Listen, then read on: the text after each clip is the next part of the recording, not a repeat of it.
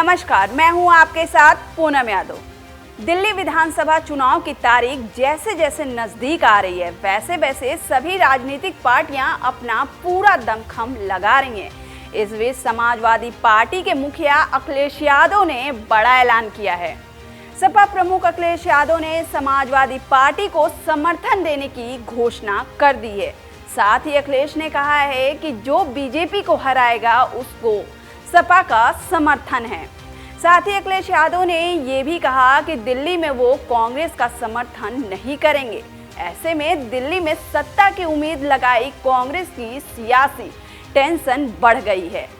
आपको बता दें कि अखिलेश यादव के इस बयान ने कांग्रेस की टेंशन इतनी बढ़ा दी है कि फिर से कांग्रेस सोचने को मजबूर है।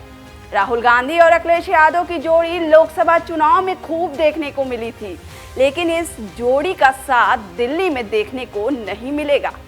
आपको बता दें कि इससे पहले भी अखिलेश यादव ने आम आदमी पार्टी के समर्थन में खड़े हुए नजर आए थे। दिसंबर 2024 में अखिलेश यादव ने दिल्ली के त्यागराज स्टेडियम में आपके महिला अदालत कार्यक्रम में पहुंचे थे। इस दौरान उन्होंने कहा था कि आपको एक बार फिर मौका मिलना चाहिए। साथ ही उन्होंने इस दौरान कहा कि समाजवादी पार्टी पूरी जिम्मेदारी के साथ आपके साथ खड़ी रहेगी। कभी भी आपको सहयोग और मदद की जरूरत हो तो आप आम आदमी पार्टी के साथ खड़े दिखाई देंगे। पार्टी को एक बार फिर यहां से काम करने का मौका मिलना चाहिए। आपको बता दें कि दिल्ली विधानसभा चुनाव को लेकर सभी पार्टियां तैयारियों में जुटी हैं। चुनाव के चलते आम आदमी पार्टी ने सभी सीटों पर उम्मीदवारों के नामों की घोषणा कर चुकी है, तो वहीं कांग्रेस भी लगातार लिस्ट अपनी जारी कर रही है। कांग्रेस ने दिल्ली विधानसभा सीट से आपके संयोजक और पूर्व सीएम अरविंद केजरीवाल के खिलाफ संदीप दीक्षित को खड़ा किया है। आपको बता दें कि उत्तर प्रदेश में संभल को लेकर भी सियासी हलचल तेज है। समाजवादी पार्टी के मुखिया अखिलेश यादव ने संभल को लेकर कहा कि संभल की सच्चाई जानने के लिए हमने प्रतिनिधिमंडल वहां भेजा था। दोनों सदनों के नेता, विपक्ष और कई सांसद, विधायक और पूर्व मंत्री को हमने संभल भेजा था। हमारा प्रतिनिधिमंडल पीड़ित लोगों से मिलकर सच्चाई जानना चाहता था।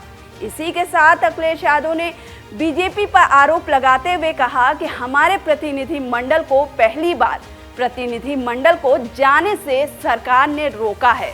आखिर सरकार छिपाना क्या चाहती है? उन्होंने आगे कहा कि सरकार ने निर्दोष लोगों पर झूठे मुकदमे लगाए हैं। अखिलेश यादव ने कहा कि पूरी घटना को सरकार ने अधिकारियों की मदद से कराया है। सर्वे को लेकर इतनी जल्दी में सरकार क्यों थी?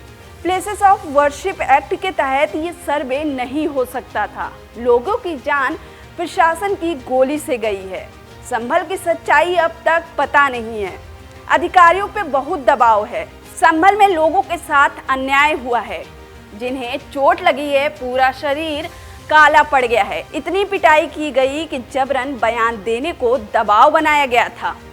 हमारे प्रतिनिधिमंडल के दौरान अधिकारियों को निलंबित किया जा रहा है। जाति देखकर लोगों को निलंबित किया जा रहा है। ये सरकार भाईचारे के पक्ष में नहीं है। पार्टी के लिए इंसान के जीवन का कोई मोल नहीं है। साथ ही संभल को लेकर अखिलेश यादव ने कहा कि यूपी में ऐसी घटनाएं लगातार हो रही हैं। इस सरकार में न्याय मिलना, सुनवाई होना असंभव है। इसी आईडी पर ही रिकॉर्डेड है सब। पीड़ित के खिलाफ अन्याय और भ्रष्टाचार इस सरकार का एजेंडा है। इसी बीच अखिलेश यादव ने योगी सरकार पर निशाना साधते हुए कहा कि लखनऊ वाले दिल्ली पर, दिल्ली वाले लखनऊ पर आरोप का खेल खेल रहे हैं। इस डिसबैलेंस को छिपाने के लिए ये खेल खेला जा रहा है। कुंदरकी में पुलिस के दम पर वोट डलवाए गए हैं। चुनाव के नाम पर वोटों की लूट की गई है। संभल एक घटना नहीं, वो साजिश है। साथ ही उन्होंने आगे कहा कि आगरा में भी एएसआई से संरक्षित बिल्डिंग को गिराया गया है।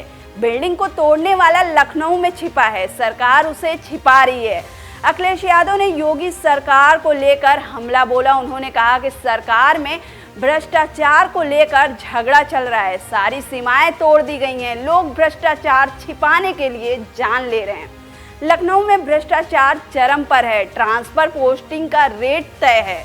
सवाल पूछने पर श्लोक सुनाया जाता है, स्वास्थ्य विभाग बर्बाद हो गया है। उन्होंने आगे कहा कि अगर समाजवादी पार्टी सत्ता में आती है तो भ्रष्टाचार की जांच कराएगी। गौकशी के आरोप में मुरादाबाद में एक युवक को मारा गया। विधायक पर गायों के काटने का आरोप लगातार लग रहा है। इस पर अखिलेश यादव ने पूछा, सीएम क्या कर रहे हैं? गौरतलब है कि दिल्ली विधानसभा चुनाव को लेकर सियासत बढ़ती जा रही है। अब देखना ये होगा कि दिल्ली विधानसभा चुनाव में कौन सी पार्टी किस पर भारी पड़ रही है। फिलहाल के लिए इतना ही। और भी खबरों को देखने के लिए देखते रहिए TV24 नेटवर्क।